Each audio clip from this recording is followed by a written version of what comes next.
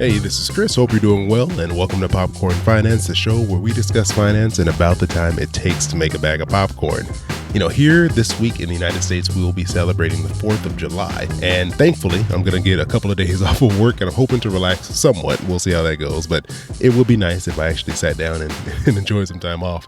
But I didn't want to go too easy this week and not even put an episode together for all of you, so I went and dug into my bag of questions. I keep a list of questions I received over the past year or so, and I found this question that I received while doing an Instagram Live with Allison from Inspired Budget earlier this year or last year. I don't know when. Sometime in the recent past. And this question I thought would be a great topic for today's episode. So let me jump into this question that I received from Tessa, aka This Place of Joy, over on Instagram. And Tessa wrote, "What's the best way to estimate a debt payoff date, other than pick a random date, when debt snowballs and minimum payments fluctuate?" And what I think Tessa is saying here is that her and her husband's income is not consistent enough to make a consistent monthly payment. Or maybe their expenses vary and they're not able to put the same amount towards debt every month.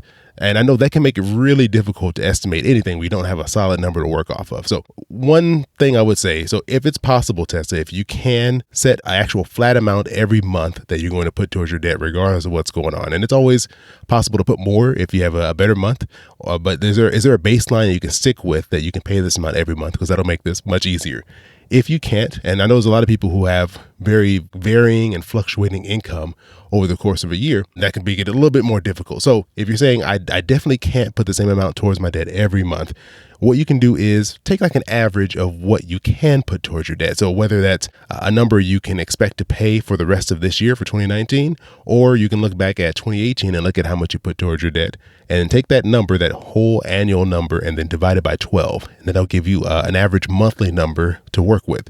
And so this won't be exact, obviously, because, it's just an average, but this will at least help you come up with an expected debt payoff date. So once you have either this average monthly debt payment you're going to make or a consistent baseline that you can set for yourself, you can use some type of debt repayment calculator. There's one that I'm really liking right now that NerdWallet puts out on their site, and I'll put a link in the show notes.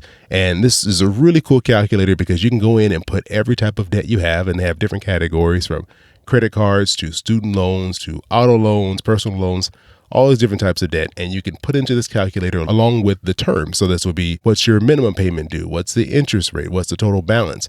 And once you put all these items into this calculator, then it'll ask you, what is the monthly payment you're able to make? And that's where that number that we just talked about will come into play. You plug that number in, and then it'll give you an estimated payoff date. And you can play around with it. You can say, well, if I can put a little extra towards this every month, then it'll show you exactly how much interest you're saving on each type of debt. And then also it'll adjust your repayment date and show you, hey, you're going to pay this off 6 months faster and save $500 worth of interest, whatever it may be. I just made those numbers up. But it's a really cool tool that you can kind of play around with, and maybe it gives you a little motivation to put a little bit more towards your debt. I use a tool like this from Mint.com when we were paying off our debt that really helped. And it was really cool to go in there and play with it. And it kind of gave me motivation that every month, maybe I can put a little bit more towards this. Or what happens if I can sacrifice here and see how that would impact my overall debt. So Tessa, that's what I would do. Let me know if that is actually answering your question or if you need a little more detail for something more specific than that. But I hope that answers what you're looking for. So thanks again for joining me here for another bag of popcorn. I hope all of you here in the U.S. who are celebrating the 4th of July enjoy the holiday, have some time off. For the rest of you, I guess just have a great Thursday, because I'm sure you don't care about the 4th of July at all. But until we talk again, hope you have an amazing rest of your week, and I'll talk to you soon. Yeah, boy, keep it poppin' like Mary Poppins.